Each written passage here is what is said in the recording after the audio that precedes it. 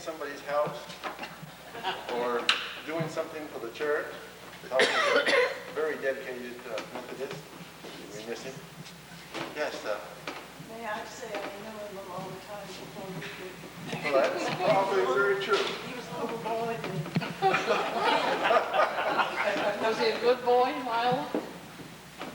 Was he a good boy?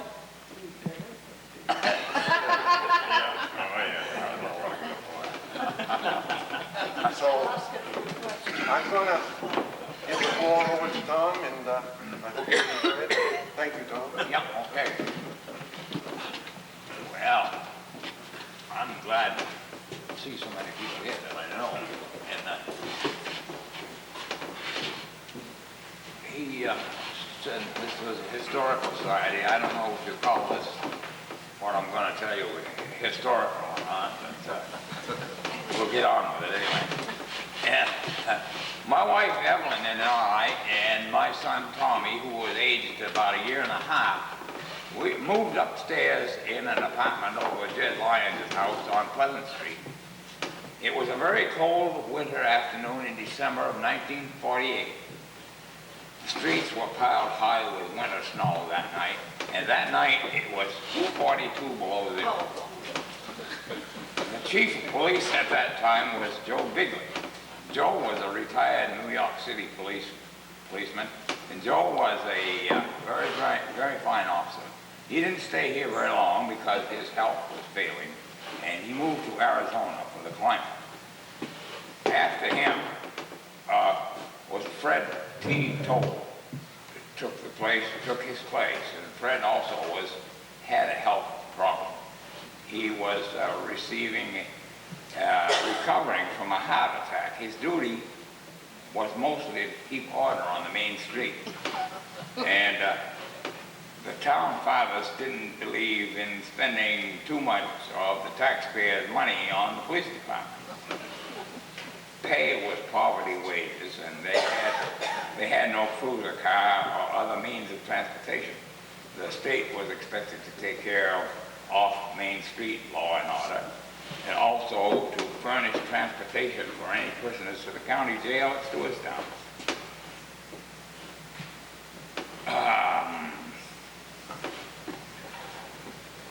The local police would pick up mostly town drunks and lock them up in the downstairs in the town hall.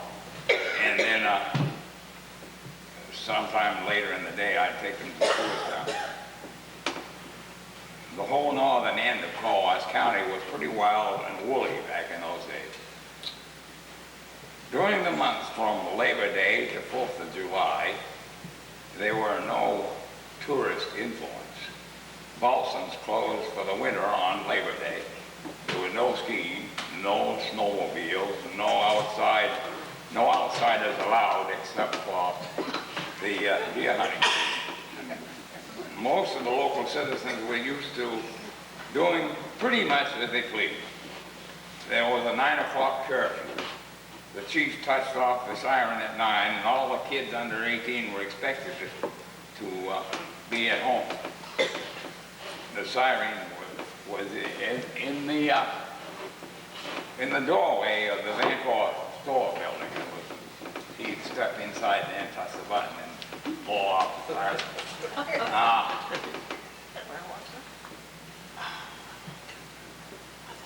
Most of the street drunks were headed for home anyway, so it didn't matter much.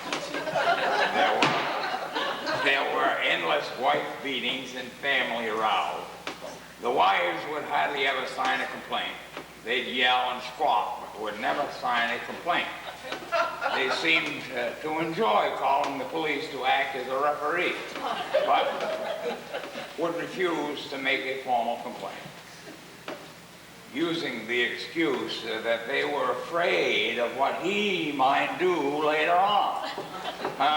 So culprit was always very careful about doing or saying, showing any animosity in the presence of the police officer.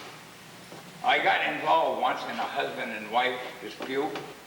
The husband had taken the 2 kids and left because the wife was very drunk and abusive. He came to my home and wanted me to go to his home with him. He had the 2 kids in his car. I drove to the home and could hear the woman inside. So I opened the door to go inside, and a heavy cast iron frying pan sailed across the room toward me. I ducked. The missile took my hat off and smashed into the door, splintering the wood. And she took a look at me and, excuse me, I thought it was that no good so-and-so coming back.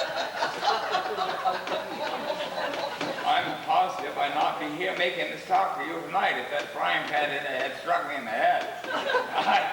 I could go on telling you tales of this nature. There were so many of them. Some humorous and some like the one I just told you, not so very funny. We seldom made arrests in these cases. Once in a while, when I could clearly see that the big fight was going to continue after I left, I'd take the man with me and sign him in at the county farm as a night lodger, and he'd be released in the morning. There were many other incidents that we knew weren't quite legal, so we chalked them up to the common sense factor. At this point, let me tell you a tale of law enforcement of yesteryear that probably wasn't quite legal, but it did the job. I don't know, probably most of you remember Joe Solomon. Had a store in Stewartstown. Wasn't the one where he is now, it was further up the street.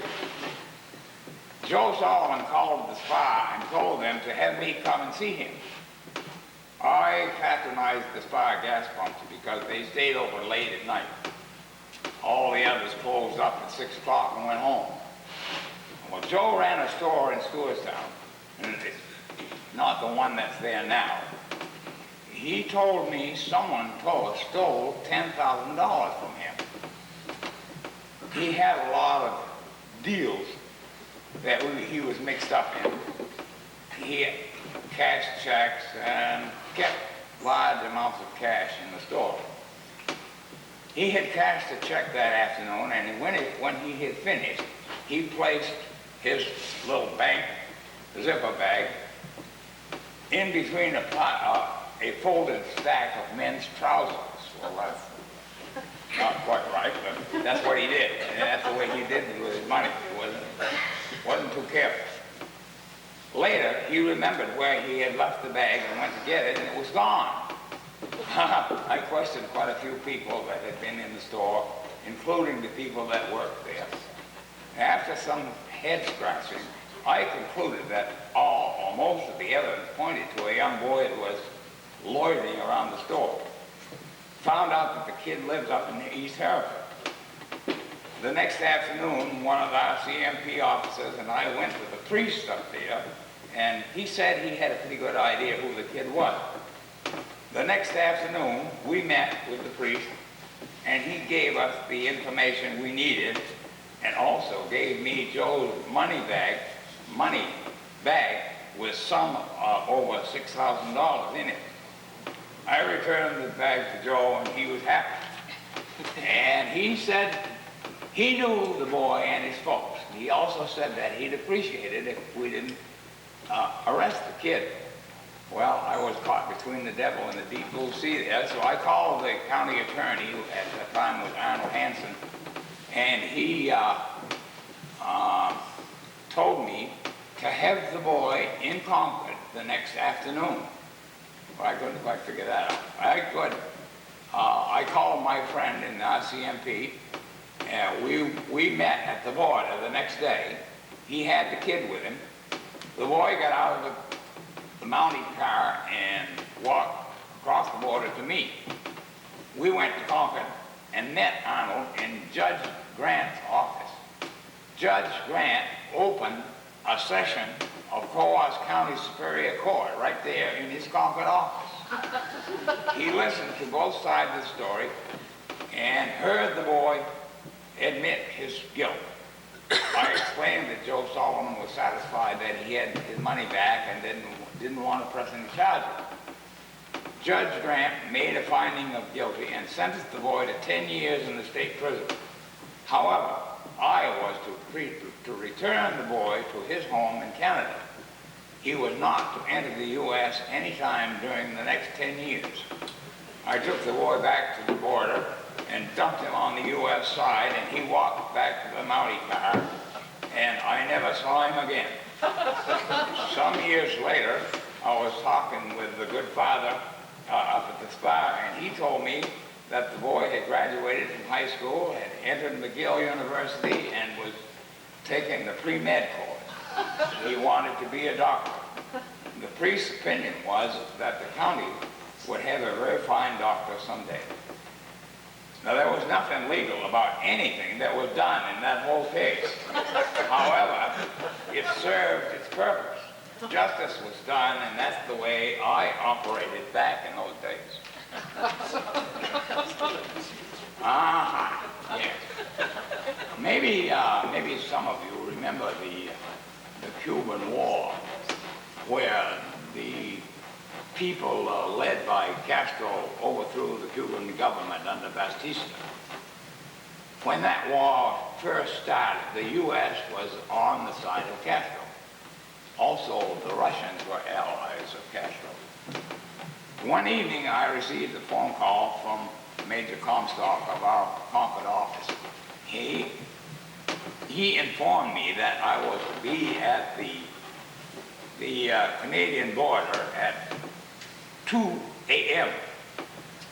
There, I'd meet a U.S. Army colonel, and I would take orders from him.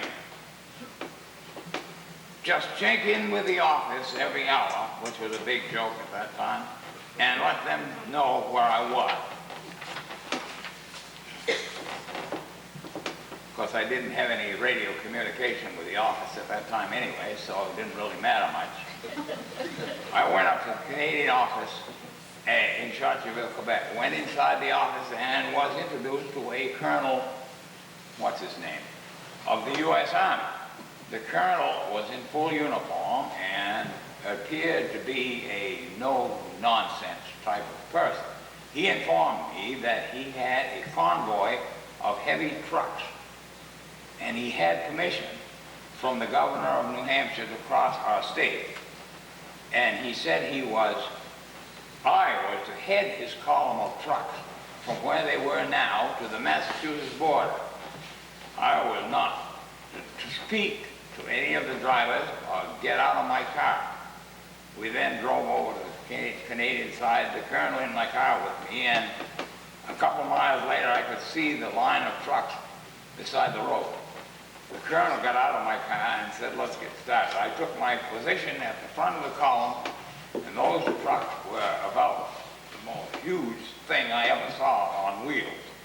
They were canvas-covered loads. They were real wide-bodied, nothing that we would ever allow in the state of New Hampshire on our highways.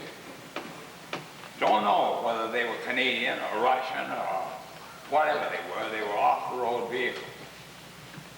They were very heavy as the ground shook when they started moving. It was late in November, very cold, 25, 30 below zero. The colonel had told me that we would refuel at the Plymouth Armory. When we got to Plymouth, we went into the dooryard of the Plymouth Armory, and there were two or three other tanker trucks in the dooryard. They all began refueling, all the convoy trucks. There were 15 vehicles, 15 trucks, and we were soon on the way. While refueling was going on, I got out of the cruiser and started looking around. I noted there were two men in each truck in uniform of some sort. Two Army men from the tanker were doing the refueling. I'm guessing by the amount of time it took to refuel the tank, I would say that each tank held probably 50 or 100 gallons. The colonel came to me and told me that it would be for my own benefit to get back in a car and not see too much. We made an uneventful trip from Plymouth to Salem, where we met two troopers of the Mass State Police. I said goodbye to Colonel X and departed for home, and Mama. When I got home, Major Comstock called me and wanted the details of the convoy. I honestly couldn't help him very much. I read in the newspapers, or I had been reading the newspapers, and I had learned that Castro had been bogged down in the hills outside Havana. He couldn't mount an offensive, a final assault on the city because of the lack of equipment. Field mortars and ammo for them, rifles and ammunition.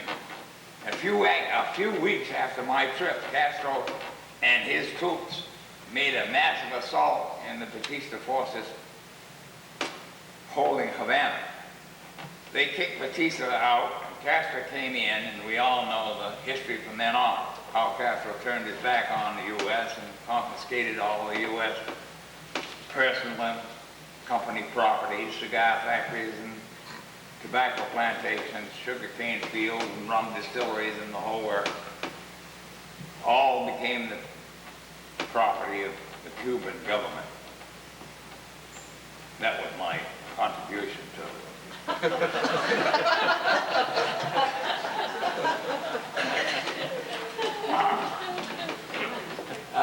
Some of you might remember when Saturday night was the big shopping night of the weekend. Everybody came to Colebrook Saturday night. Both banks and all the stores and the theater and everybody was wide open. Beer parlors, hotels, and all over the land office business in booze. We always made an 11 o'clock check at the theater, took all the sleeping drunks to Stewartstown. Sometimes 2 trips, as many as 7 guys in the car.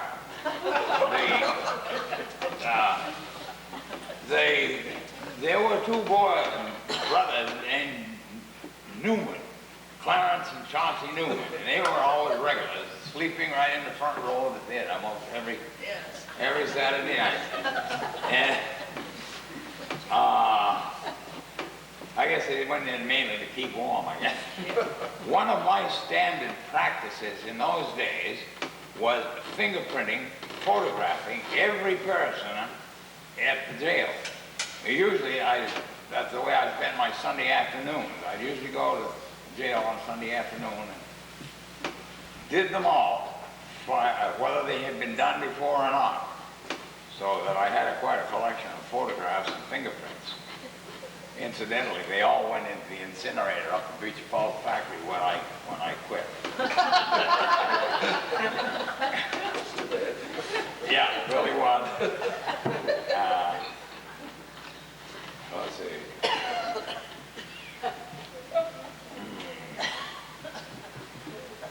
Now, to illustrate the value of all those fingerprints, let me tell you the tale of Clarence Newman.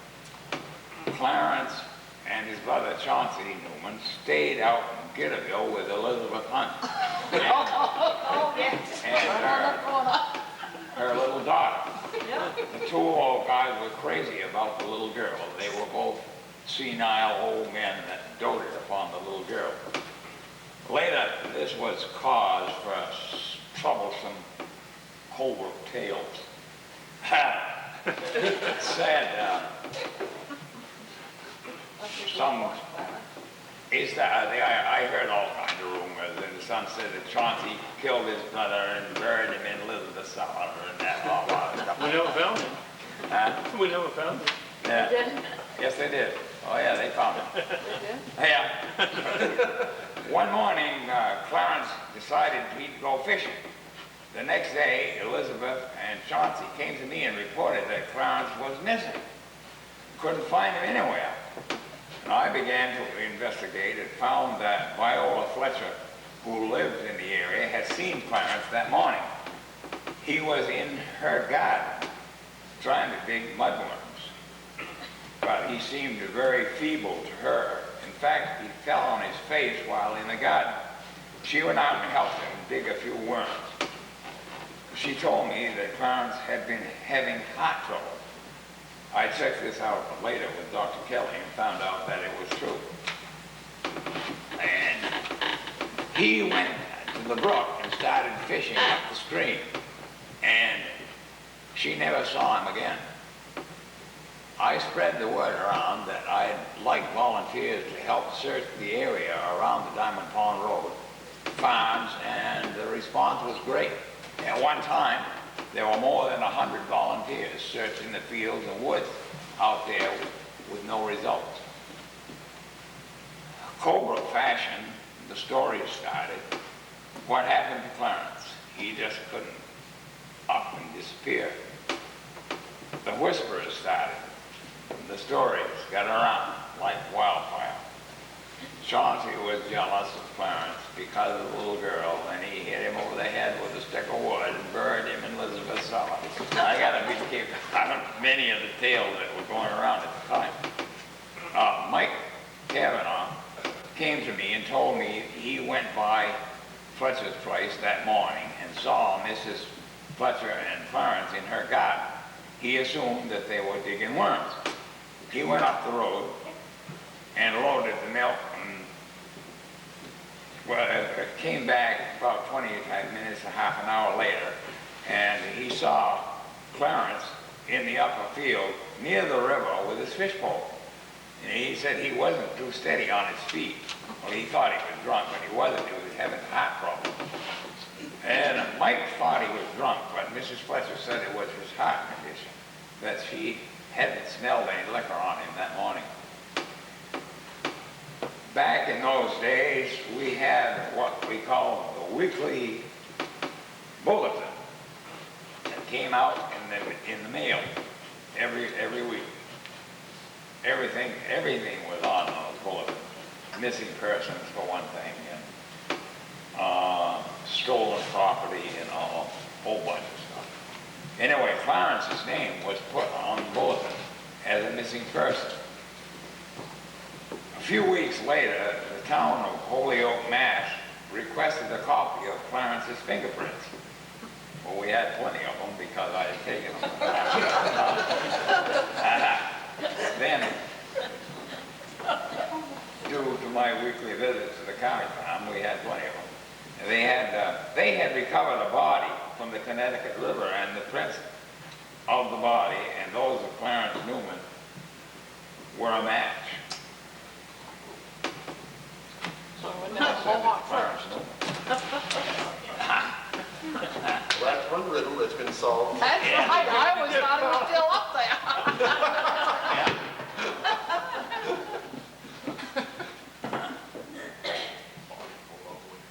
Yeah, well, let me see. Yeah. So, thus ended the saga of Clarence Newman.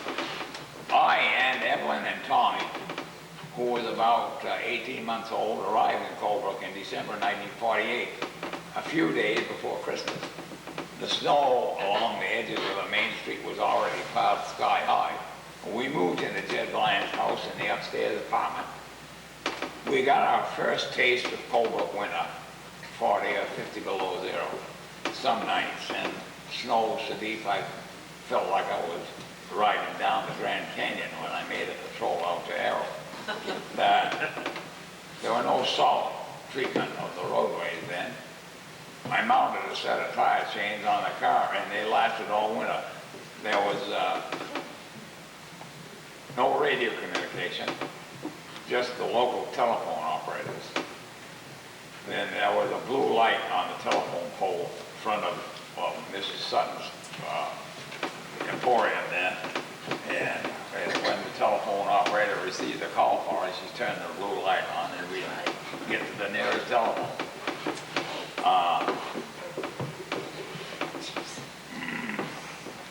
We also had a system of flags along the patrol area.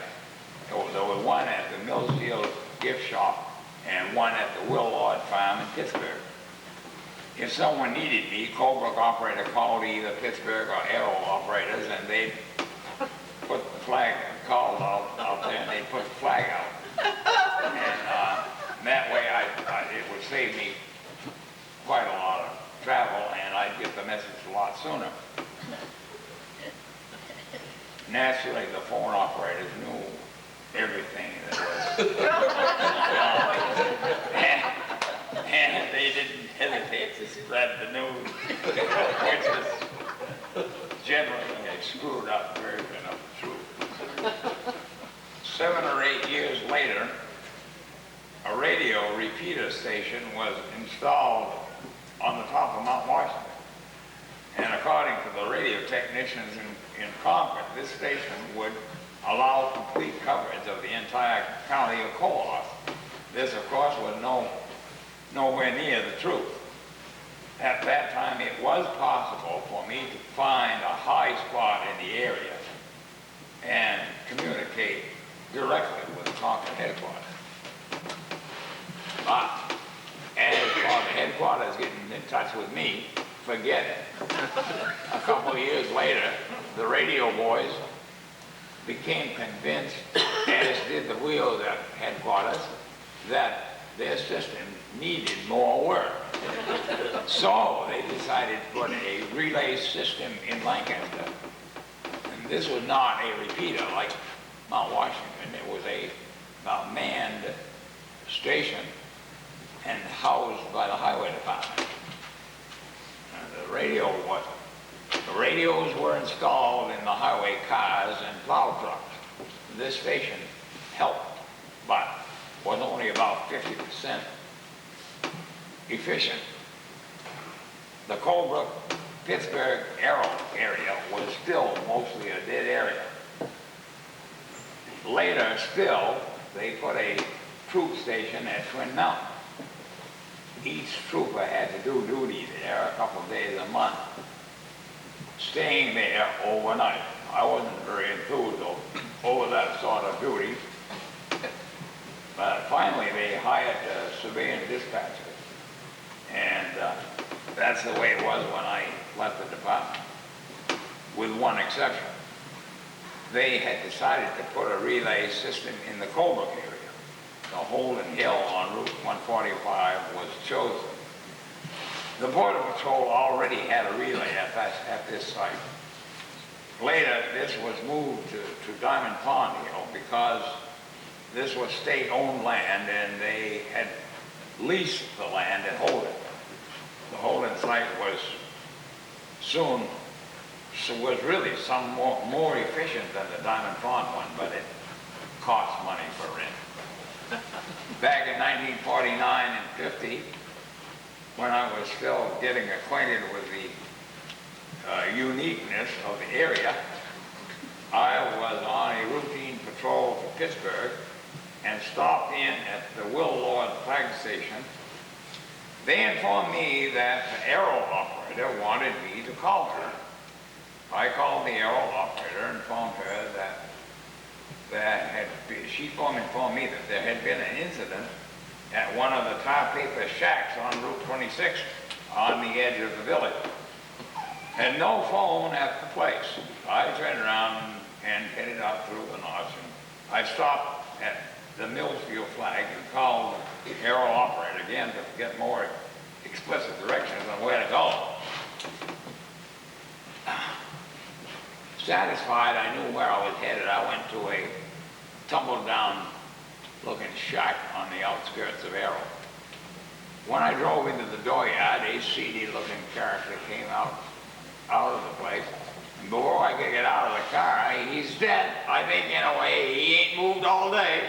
I told him to slow down now a little bit and go into details. Who's dead and what's happened? Well, you better come in and look. When we stepped through the door, it looked and smelled like walking up to the edge of the town dump. There was a gun just off. He said the gun just went off, and I think it hit him in the head. I had just cleaned it and put it on the table. And he being another brother, was playing with it. He was bouncing it up and down on the table. I tried to tell him to cut it out. Anyway, it went off. I think the bullet hit him in the head. By this time, I was quite confused. Hit who in the head? He said, my brother up there. I then noted that there was an old were hanging sleeping law.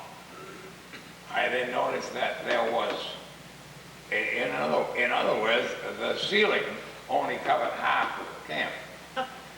I began looking for a stairway or ladder to climb up on. He went to the wall and scrambled up 4 or 5 wooden pegs driven into the wall. I awkwardly followed. The loft floor was as littered and smelly as the rest of the camp. Well, tangled up in a mess of blankets was a young man's body. He was quite dead. When did this happen, I asked. Well, he said, yesterday afternoon. I didn't know what to do about it. We thought, he's dead. When I went down to town this morning, I asked Harry Hilbert what to do, and he said for me to call the operator and have her call the state police. So that's what I did. I notified Dr. R.H. Brooks, the county medical examiner, who came and pronounced the body dead. I scratched my head some over the situation. I knew that an arrest could be made on a charge of causing a death by careless handling of a firearm. I decided, I guess, to intervene.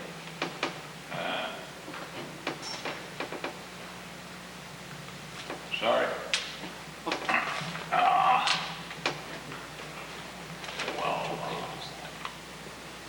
Let's go. I decided that no particular good would be done.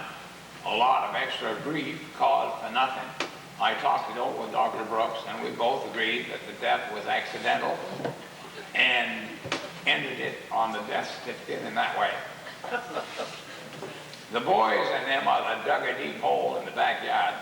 A couple of days later, stopped me as I was passing by their shack. They took me out back to the grave site and asked me to say a prayer. They had wrapped the corpse in the blanket he was sleeping in and placed it in the open grave.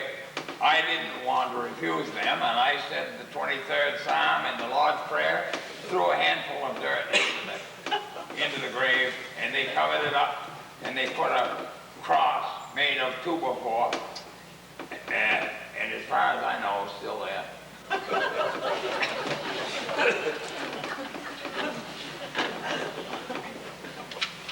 Fred T. Toll was a typical small-town policeman. He was known and liked by everyone. He went by the name of Tom Toll. He once told me that he hated the name Fred. His middle name was, according to his birth certificate, was Fred Tommy Toll. Not Tom or Thomas, but Tommy. So everyone called him Tom Toll. He had been a police officer in Littleton before coming to Colebrook. One night in Littleton there was a big fire on Main Street. He went to an upstairs apartment to get the occupants out and was injured and suffered a heart attack and was hospitalized for a time. When I first met him, that winter of 1948, he was still recovering. When we began working together, we spent many hours telling each other about our past lives and upbringing, and he was brought up in Pittsburgh. We had both spent time in the U.S. Marine Corps, and we enjoyed conversing about experiences in the Corps. He had a family he thought a lot of. 3 boys and a girl. The girl, Sheila, was being graduated from Colebrook Academy. After one of the class ceremonies, Sheila was walking down Main Street and was joined by her father. While crossing the intersection of Main Street and Route 26, one of the local Main Street hang-around boys began making lewd and filthy remarks about Sheila. Tom stepped up to him and grabbed him, telling him he was under arrest. He struck Tom in the stomach with his fist, and they both went down onto the pavement. Tom never got up. The culprit was scooted as fast as he could. poor Sheila was left in the middle of the street with her dead father. There were many witnesses. Dr. Norris, the stand-in medical examiner, and I were called to the scene. We both arrived at about the same time. She said he must have had a massive coronary to expire that quickly. I went through the routine of taking measurements and photographs with tears running down my cheeks. I had a great deal of feeling for this man. We had been together every day for the past 8 years. It wasn't easy for me to see my friend lying dead in the street that he loved and served so well. Dr. Kelly had warned him about his temper and told him it would be dangerous for him to become emotional and exert himself at the same time. After I moved to Guilford, I read in the newspaper that a commemorative monument was to be erected in the memory of all police officers who had died while at their post of duty. And later, a list of the names of such officers was published in the paper, and my friend's name was not on that list. I found out that the chief emeritus was the chairman in charge of collecting the names for the list. So I contacted him and had the name of Fred Tito placed on the list. His name is engraved in granite on the monument that is near the State House in Coffin now.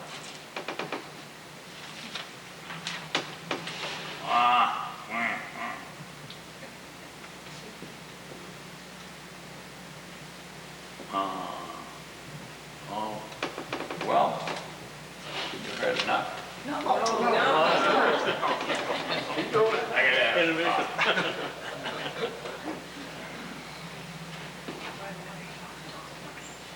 A lot what was done back then could not ever be done now. Is that true?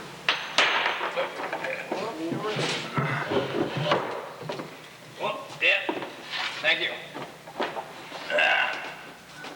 A little loose, huh? Yeah, a little bit.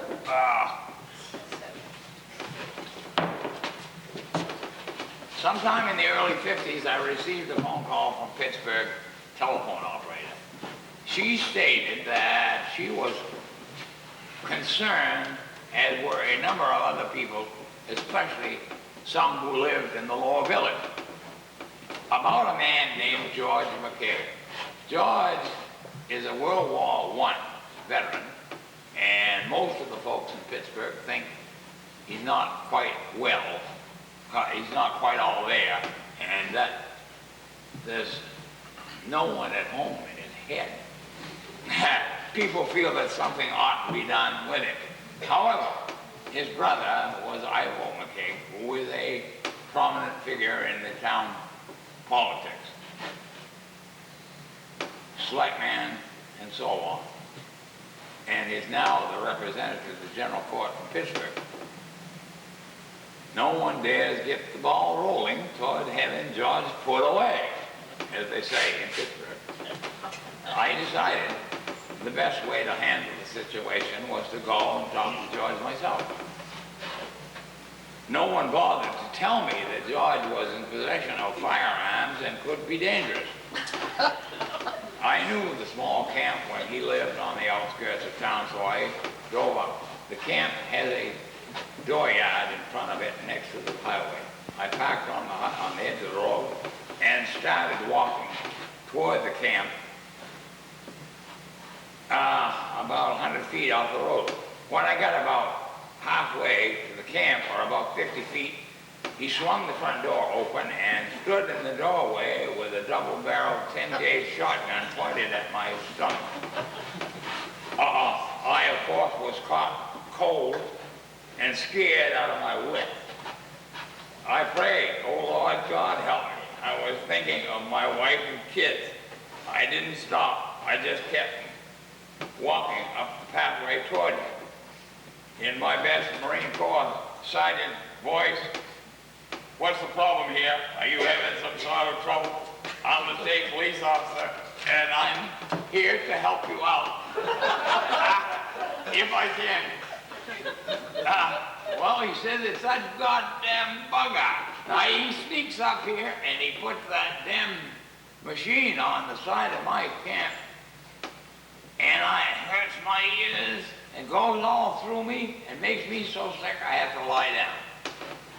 Well, I said, it's not me because I'm after that same fella too.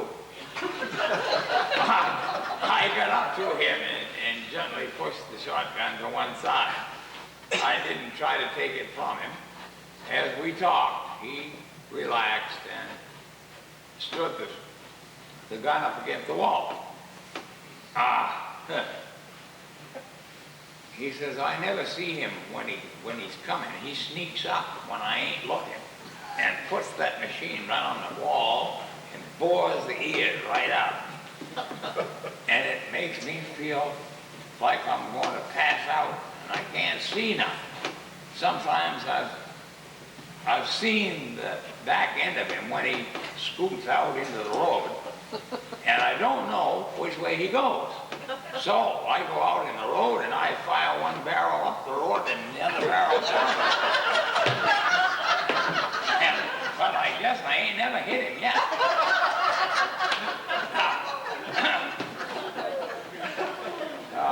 My stomach was still tight and my mouth dry, and I managed to sound reasonably authoritative. I told him I had been after this guy for quite a while myself and asked him if he had any idea who it was. He said it was no one he knew, but he'd know him if he saw him again. I asked him how he felt right now, and he said he ought to see a doctor. So I told him to get in my car and we'd go down to the Stewartstown to see a doctor. He said, okay, and he got in the car and we went to the Stewartstown jail. And when we got inside, I asked the house to send a doctor over, and Dr. Brooks came over, and he seemed to know George. Dr. Brooks knew everyone anyway, and he examined George, and he told me later that his blood pressure was so high, it's a wonder he didn't have a stroke. I left George locked up and went back to Pittsburgh and found his brother Ivo. He said he would sign commitment papers, and following day I took George to Concord. Well, the standard practice in those days concerning veterans was to legally commit to the state hospital at Concord, and they in turn would transfer them to the Veterans Mental Facility at Togus, Maine. I read in the next week bulletin that one George McKeag, home, Pittsburgh, New Hampshire, was missing from the government hospital at Togus, Maine. This item was in the bulletin for quite a few weeks and never canceled.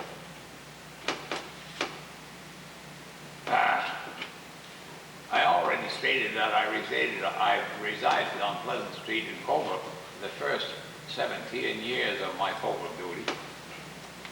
I'll say it was about approximately 11 years after the McKeag incident.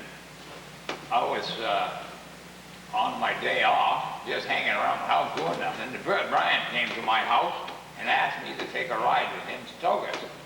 Neither of us knew what for, other than he was to pick up a body for burial at Pittsburgh. When we arrived at the Togus, the officer on duty told us the story. A group of hikers had been prowling around the high hills near Togus and in the deep woods found the skeletal remains of a human. And they reported to authorities right away, and there was not much left other than bare bones. The skull was intact, and from the dental work in the mouth and a certain identification was made. It was my old friend, George McKeag. The authorities at Togus theorized that George didn't like it there very well, and he wandered off up into the mountains, probably got lost. It was in November, very cold, and he no doubt died from hypothermia. We took him back to Pittsburgh, where he was buried in the upper cemetery. Okay?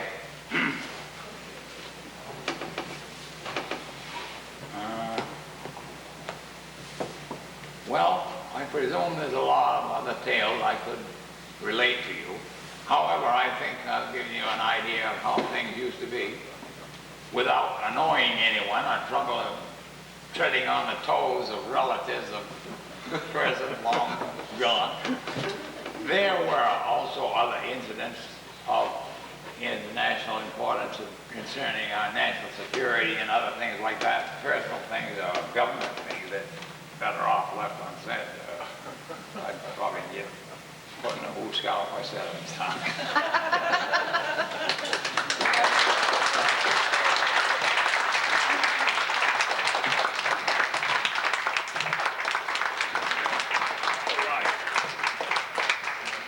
Thank you, Tom. Very enjoyable. Anybody want to throw some questions at him or make some comments on him? Anybody? Tom, when did you retire? 1974. 1974. Yeah. That's a while ago. Yeah. Yeah. I remember how you used to have to get down, I don't know, to Groveton or somewhere to gas up. You had to buy your gas at a certain place. You Yeah. didn't have enough to get to Pittsburgh if you had a car. Yeah, that didn't last too long. They finally saw the error of their ways.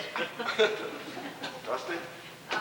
My brother Stuart was very fond of Tom, and he used to tell me that he visited with him a lot. And Tom told him that he never took a man by force. He could convince him to go with him. Is that true, Tom? Yes, that's true. Yes. No, I didn't. I carried a weapon all the time. And, well, I suppose I could have shot George McKay. But I didn't. I think he was referring to a man that was causing a lot of trouble out of the Balsams. I think he was some of the help, and they had to get off the premises, and he wouldn't get off. Yeah. You had to go out and get him. Yeah. Yeah. Yeah. Great big man. Yeah. Yeah. Any more comments or questions? Yes, Betty? Tom, did you have to buy your own uniforms back then? No. Supplied them? Yeah, they won. Took them away when I left. You must have, you had a big territory. Was Yes. the territory bigger than what they Yeah. have now? Yeah, I think so. Must have been. Yeah. One man, and today they have how many here? I don't know. I remember I went into something, I had to go in the office downstairs and Tom was in there at that time, like to renew my license. Seems like you got stuck with that once in a while. Yeah, I did. And he said, you know, this is a hell of a note. He says, somebody was on vacation and wrote it. He says, I've got the territory out from the border to the White Mountain.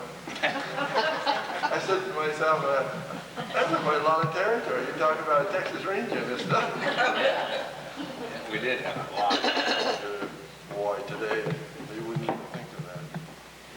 Well, let me tell you, when I first went to work for the state in 1946, we had 52 guys, and I knew every one of them by name, and now there's over 500 men in the department.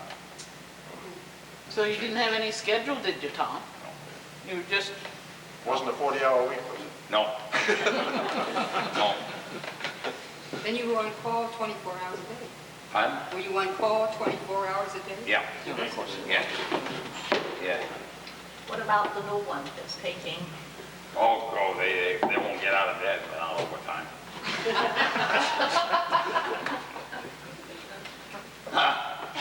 What exactly was it? What was your territory? Was it from Lancaster up? Or was it from Twin Mountain? No, I went down as far as North Stratford. I went to the Maine border and the Vermont border, and the Canadian border. who was in your southern, like in Lancaster, going by Groveton? Landry. Sherman was in Lancaster. He was. Yeah. That's right. Now, when did you get somebody, when you retired, were you still by yourself up here, or did you have other people up here by then?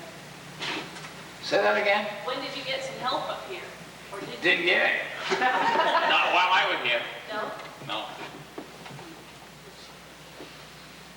So you figure that was a long span of time. I mean, we're talking in the 70s even. Yeah. He was alone in here. So said you started in 46, Tom. Where else in New Hampshire did you work before you? Salem. I lived and worked from the Manchester traffic circle down to Mass border. Racetrack. Did you ask for this transfer, or did they stick? No, I got in trouble.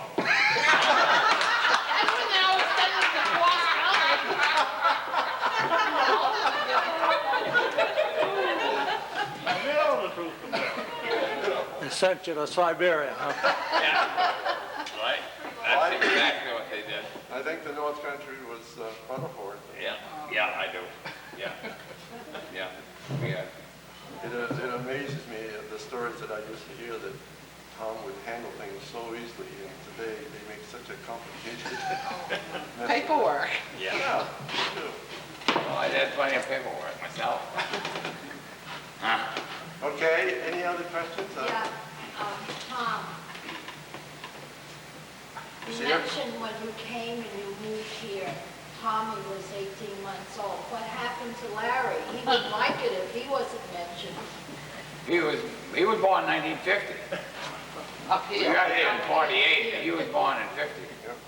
He was born, yes, he was born in Laconia, but, I don't know. You have to ask his mother about that. He had two sons, not just one. I want to thank you, Tom. I think it was very enjoyable. And I'm glad to see such a crowd tonight. Yeah. Glad you could come up and do it.